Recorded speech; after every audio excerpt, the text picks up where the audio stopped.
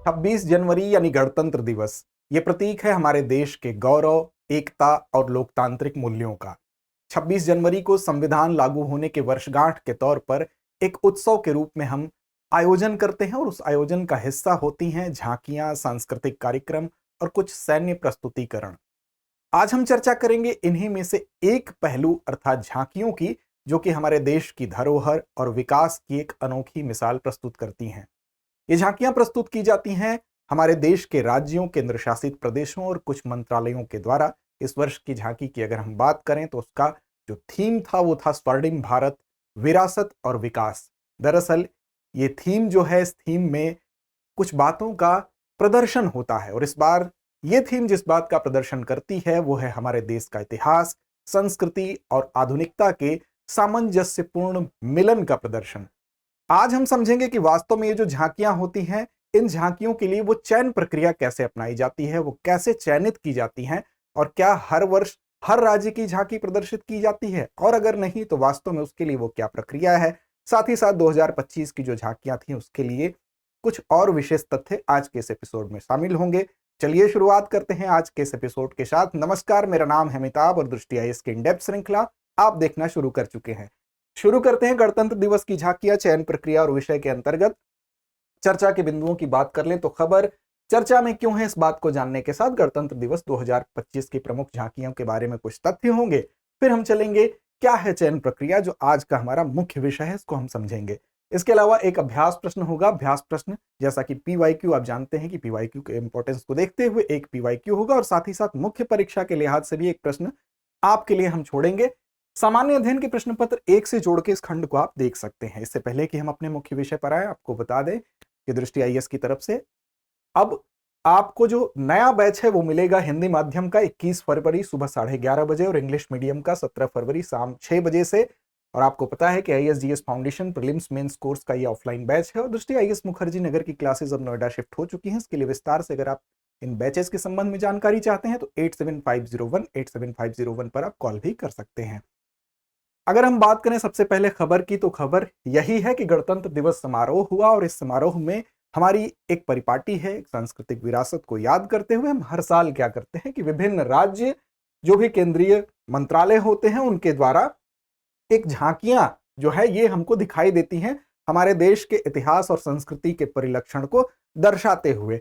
तो दरअसल इस वर्ष की झांकियों का जो विषय था वो था स्वर्णिम भारत, विरासत और विकास। हर वर्ष की जो झांकी होती है उसका अपना एक थीम होता है, एक मुख्य विषय होता है और इस वर्ष का ये विषय चयनित किया गया था।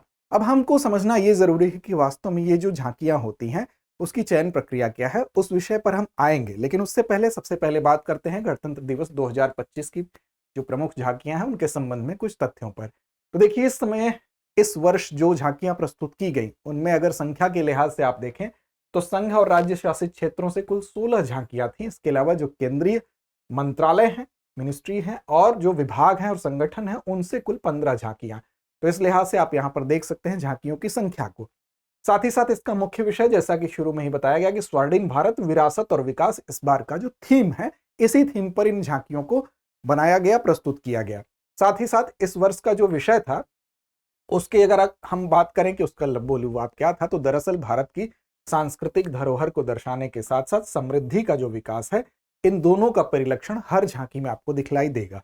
साथ ही साथ यहां पर देखें प्रमुख राज्य और उनके थीम की अगर बात करें तो पश्चिम बंगाल उदाहरण के तौर पर आप समझ सकते हैं। जैसे पश्चिम बंगाल की जो झांकी थी उसमें लक्ष्मी भंडार, लक्ष्मीरी भंडार बेसिकली वहां की एक योजना है और ये योजना पश्चिम बंगाल सरकार की एक प्रमुख योजना है जो कि महिलाओं को आर्थिक सहायता प्रदान करती है। तो वहां की झांकी में इसका भी परिलक्षण हुआ।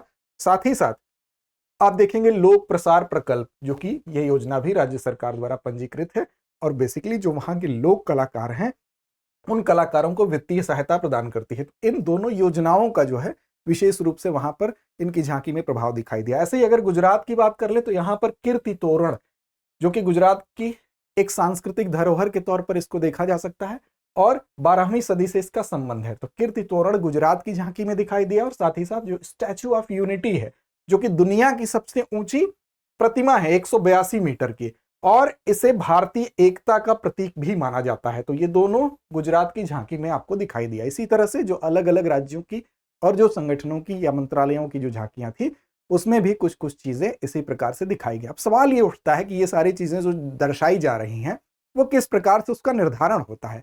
उसको जानने के लिए आपको समझना पड़ेगा कि वास्तव में ये जो झांकियां होती हैं उसका चयन कैसे होता है, तो उस पर हम आगे बात करेंगे। लेकिन आप देख लें इस बार अन्य राज्य और संघ शासित क्षेत्र, उनका नाम आप एक बार देख लें कि किसके किसके द्वारा झांकियों का प्रदर्शन हुआ। तो उसमें गोवा, उत्तराखंड, हरियाणा, झारखंड, आंध्र प्रदेश, पंजाब, उत्तर प्रदेश, बिहार, मध्य प्रदेश, त्रिपुरा, कर्नाटक, चंडीगढ़, दिल्ली के विभिन्न पहलुओं की झांकियों के माध्यम से इनका प्रदर्शन किया गया। साथ ही साथ कुछ नई झांकियां भी दिखाई दी। नई झांकियों की अगर बात करें तो इसमें पहली बार ऐसा हुआ कि जो भारत की तीनों सेनाएं हैं, तीनों सेनाओं का एक सम्मिलित झांकी दिखाई दी। तीनों सेनाओं के द्वारा बनाई गई जो ट्राई सर्विसेज झांकी थी ये दिखाई गई, जो कि पहली बार ऐसा है कि तीनों सेनाएं, चाहे वो थल सेना हो, वायुसेना हो, नौसेना हो, उसकी एक संयुक्त झांकी का प्रदर्शन किया जाए।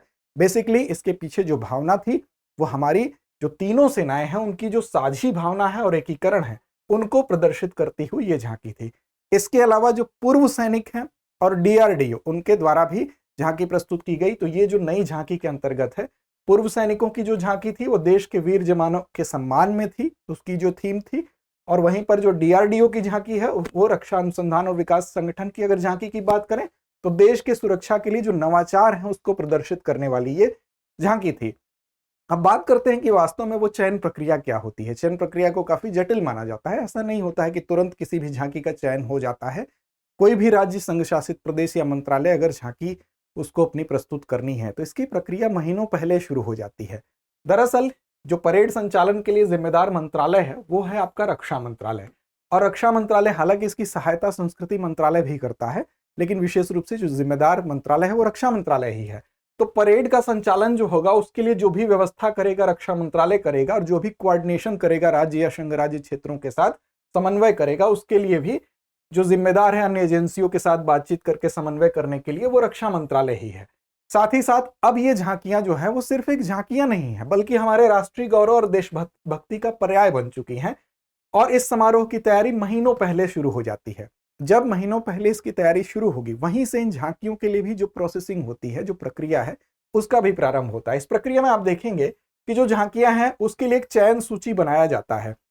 अब इसमें संस्कृति मंत्रालय भी सहयोग करेगा रक्षा मंत्रालय का। और चयन प्रक्रिया में आप देखेंगे कि जो झांकियां होती हैं वो सांस्कृतिक और कलात्मक प्रकृति को ध्यान में रखते हुए बनाई जाती हैं। तो ऐसा नहीं है कि आपने कोई भी आवेदन किया और वो एक्सेप्ट हो जाता है। इसके लिए एक प्रक्रिया है, एक नियत प्रक्रिया है। वो प्रक्रिया क्या है उसको हम समझते हैं। तो देखिए, जो भी सांस्कृतिक प्रदर्शन है उसका मूल्यांकन होता है। फिर ये देखा जाता है कि वो कितना, जो मेन थीम बनाई जाती है हर वर्ष की, उस थीम का कितना परिलक्षण है उस झांकी में, इन सारी चीजों का मूल्यांकन होता है। पहली प्रक्रिया क्या होगी? सबसे पहले जो प्रतिभागी होंगे उनके चयन के लिए जो मानक प्रक्रिया होगी उसमें जो लोग का आवेदन आता है, चाहे वो राज्य से, संघ राज्य क्षेत्र से या मंत्रालयों से, सबसे पहले उनमें एक रेखा चित्र या डिजाइन बनाकर उनको भेजना होता है। ये रेखा चित्र या डिजाइन कैसा होगा? जो स्केच बना के वो भेजेंगे कि हम इस प्रकार की झांकी प्रदर्शित करना चाहते हैं। तो उसमें ये हर साल आयोजन से कुछ महीने पहले ही जब तैयारी शुरू होती है तभी रक्षा मंत्रालय राज्य, केंद्र शासित प्रदेश या विभागों से इस विषय पर एक रेखा चित्र मांगता है, एक डिजाइन प्रस्तुत करने के लिए कहता है। जैसे उदाहरण के लिए जो 2024 का विषय था वो था विकसित भारत और भारत लोकतंत्र की मातृका। तो इस विषय पर लोगों ने अपना रेखा चित्र या डिजाइन बनाकर पहले प्रस्तुत किया होगा। उसके बाद क्या होता है, इस डिजाइन पर, इस स्केच पर यह ध्यान रखा जाता है कि पहले ही बात तो यह कि वो सरल हो, बहुत ज्यादा जटिल ना हो। उसमें जो रंगों का प्रयोग रंगीन होना चाहिए और समझने में आसान होना चाहिए। ऐसा ना हो कि कोई जटिल पेंटिंग, कोई दार्शनिक पेंटिंग जैसा स्केच बना के भेज दिया जाए कि वो समझ में ही ना आए। तो स्पष्ट होना चाहिए, रंगीन होना चाहिए, समझने में आसान होना चाहिए, और विशेष रूप से जो सांख्यिकी डेटा होता है या अनावश्यक कोई विवरण हो उससे बचना चाहिए। मोटा मोटी कहें तो स्केच में वो चीज दिखाई देनी चाहिए जो आप मुख्य रूप से दर्शाना चाहते हैं, और कलर के माध्यम से अलग अलग हिस्सों को आप प्रदर्शित करेंगे। साथ ही साथ कुछ बुनियादी निर्देश होते हैं जो मंत्रालयों को, उनका भी पालन होता है, जैसे कि पर्यावरण अनुकूल सामग्री और प्रौद्योगिकी का इस्तेमाल। ये सारी चीजें उसमें मेंशन होनी चाहिए कि हम इस आधार पर ही अपनी झांकी प्रस्तुत करेंगे। इसके बाद झांकी पर राज्य या संघ राज्य क्षेत्र के नाम को छोड़कर किसी भी प्रकार का लोगो इस्तेमाल नहीं करना चाहिए। विशेष रूप से अगर बात करें, कोई भी लोगो या ऐसी चीज प्रयोग करने की अनुमति नहीं है। जो कि झांकी पर राज्य, संघ राज्य क्षेत्र का नाम कहां हो सकता है? तो झांकी के आगे की ओर हिंदी में होगा, पीछे की ओर वो अंग्रेजी में होगा, और बगल की ओर क्षेत्रीय भाषा में होगा। तो इस चीज की अनुमति है, लेकिन दूसरा किसी भी प्रकार का लोगो आप वहां पर प्रयोग नहीं कर सकते हैं। इसके बाद जो प्रक्रिया होती है वो होती है एक्सपर्ट कमेटी, विशेषज्ञों की एक समिति होती है। फिर वो विशेषज्ञों की समिति सामान्य नहीं होती है, बल्कि वो विभिन्न क्षेत्रों के एक्सपर्ट होते हैं। वो चाहे कला के हों, संस्कृति के हों, चित्रकला के, मूर्तिकला के, संगीत, वास्तुकला, नृत्य कला आदि क्षेत्रों के जो विशेषज्ञ होते हैं उनकी एक कमेटी होती है। और इन प्रस्तावों की जांच के लिए जो रक्षा मंत्रालय है वो विशेषज्ञों की समिति को गठित करता है, जो कि इन क्षेत्रों से संबंधित होते हैं। अब पहले चरण में वो उसका बुनियादी मूल्यांकन करते हैं, और उस बुनियादी मूल्यांकन में स्केच या डिजाइन में अगर कोई संशोधन है तो उस संशोधन का सुझाव देते हैं कि आपके इस स्केच में ये संशोधन हो सकता है, उसको आप संशोधित कर लीजिए। डिजाइन को संशोधन के बाद फिर से अगर वो संशोधन ठीक लगता है इस विशेषज्ञ समिति को तो उसको मंजूरी दी जाती है। अब प्रस्तावित दोबारा अगर उसको आपको मंजूरी मिल गई इस बुनियादी जो पहला संशोधन है इसमें, उसके बाद क्या होगा, आपको उसी स्केच या डिजाइन का आपको 3D अर्थात जो त्रिआयामी मॉडल है उसको प्रस्तुत करना होगा। 3D मॉडल को फिर से आप उसी स्केच जिसको आपने स्केच में दर्शाया है अब उसका एक 3D मॉडल आपको बना के देना होगा।